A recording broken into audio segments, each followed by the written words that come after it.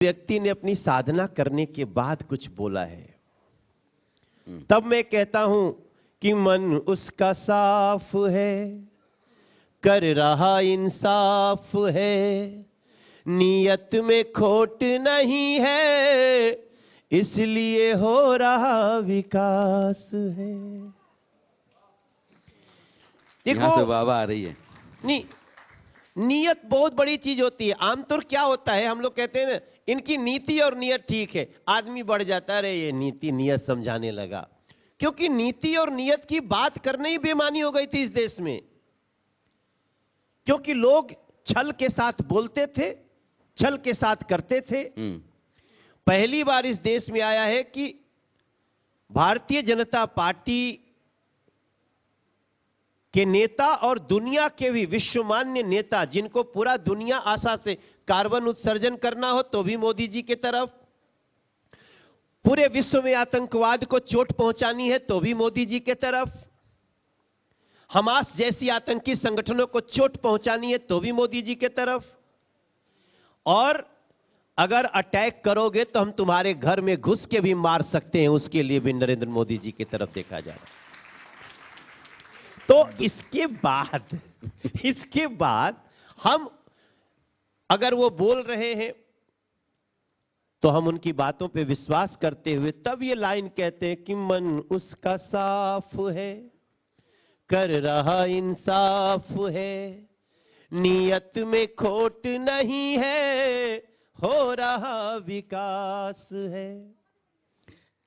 ये लाइन कहने के पहले हमको भी तो मनोज तिवारी का भी गाना गलत न हो।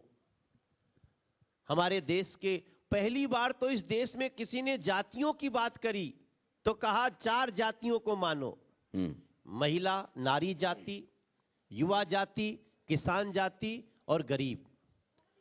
तो अगर गरीब को हमें गरीबी रेखा से ऊपर निकालना, 13 करोड़ को निकाल लिया बाहर, किसान को सुविधा मिले, हर नारी को उसका सम्मान मिले, ये नीति अब जाके आगे बढ़ रही है तो भी बहुत आखिर के 2 मिनट हैं। मुझे लगता है कि प्रधानमंत्री जी अपने सांसदों को जिस तरीके से सिखाते पढ़ाते हैं, एकदम आप लोग उसको शीशे में ढाल लेते हैं। 4 जातियां रवि किशन आए थे, उन्होंने सुना दिया, तो नहीं, ये गरीबों थॉट को है, बाहर निकाला। ये थॉट है। मैं पूछना चाहता हूं यहाँ सभागार में बैठे लोगों से भी कि अगर ये थॉट अच्छा है ना भाई, और कुछ लोग क्या है, जाति के अंदर जाति, जाति के अंदर जाति, जाति के अंदर जाति, वो हिंदुओं में तो 55 जाति बता देंगे, लेकिन मुसलमानों में कहेंगे बस ये एक ही है। मुसलमानों में भी 52 जातियां हैं, हिम्मत हो तो बताओ, तब फिर तुम्हारी बात करते हैं। तो फिर आप राहुल गांधी जो जाति की जनगणना करवाएंगे, बार बार कहते हैं, चुनाव में जाकर के मन से ऐलान करते हैं, उससे आप सहमत नहीं हैं? बिल्कुल सहमत नहीं है सर। और तो कम से कम राहुल गांधी को तो ये बात नहीं करनी चाहिए। बहुत साल प्रधानमंत्री का अध्यादेश का पन्ना फाड़ चुके हैं, तो बहुत साल देश को। आप तो बिहार से आते हैं, बिहार की सरकार ने जाति जनगणना करवाने के बाद विधानसभा में पास करके जब केंद्र के पास भेजा, तो केंद्र की सरकार ने फिर उस पर अपनी मुहर क्यों लगाई? भाई जाति की बात करोगे कि जाति का लाभ भी करोगे? लाभ करने के लिए अगर नरेंद्र मोदी जी हाईवे बना रहे हैं, नरेंद्र मोदी जी घर घर नल से जल पहुंचा रहे हैं, नरेंद्र मोदी जी अगले 5 साल तक गरीबों को फ्री भोजन देंगे, नरेंद्र मोदी जी 5 लाख रुपए का फ्री इलाज देंगे, क्या इसमें कास्ट का वर्गीकरण है सर? क्या इसमें जाति बंटी है क्या, किस जाति को नहीं देंगे? नहीं, जो बिलो पॉवर्टी लाइन है।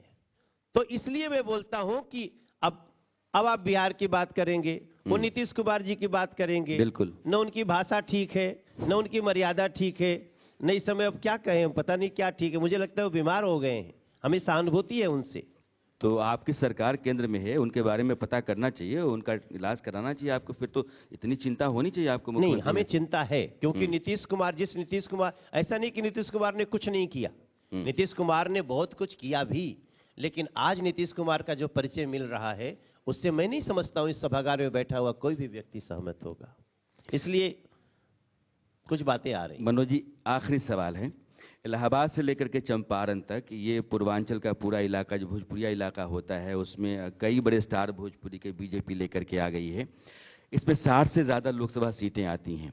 2024 से पहले क्या आप कुछ और, चूंकि आप ही खींच के लाते हैं, रवि किशन हो, निरहुआ हो, फिर आप निशाना साधते रहते हैं, इधर आ जाओ, इधर आ जाओ, तो 2 4 5 और लाएंगे क्या चुनाव से पहले, और फिर उसका फायदा क्या होगा? नहीं, जो भी आए हैं, रवि किशन एक शानदार व्यक्ति है।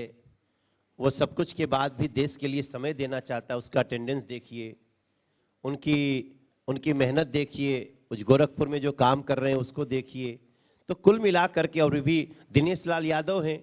दिनेश लाल यादव आजमगढ़ के सांसद हैं।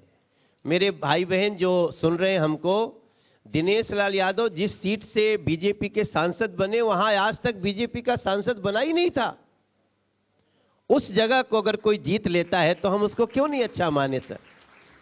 तो और ये सब देखिए, हमारी फिल्में भी देखिएगा ना, तो सब फिल्म में हम लोग विलेन को इसलिए धोते हैं कि वो देश के खिलाफ बात करता है, और देश के खिलाफ जो भी बात करता है वो भोजपुरी खातिर खलनायक के बाटे। वो भोजपुरी में गाना है कि गोरिया चांद के अंजोरिया नियर गोर बारू हो, तहार जोर कैसे कोई नहीं खे बेजोड़ बारू हो। तो मनोज जी, आपके साथ भी सब गोरिया नहीं है, आप दोस्त हैं, आप भी बेजोड़ हैं। और 2024 के लिए आपकी पार्टी की रणनीति जिस तरीके से आपने रखी है और जो उम्मीदें आपने जताई हैं, मुझे लगता है कि पूरा हो तो आपकी मुराद पूरी होगी, आपकी पार्टी की मुराद पूरी होगी। सभी विपक्षी मिले हुए हैं, सभी विपक्षी मिले पड़े हैं केवल एक शक्ति को हराने में। सारे विपक्षी गिरे पड़े हैं सिर्फ एक, मैं सीधे सीधे कहता हूं, एक मोदी को हराने में, और एक मोदी लगा हुआ है भारत देश को जिताने में। यही अंतर है सर, इसी में सारा कुछ मिल जाता है। बहुत बहुत शुक्रिया मनोज जी, बहुत बहुत शुक्रिया। बहुत बहुत शुक्रिया।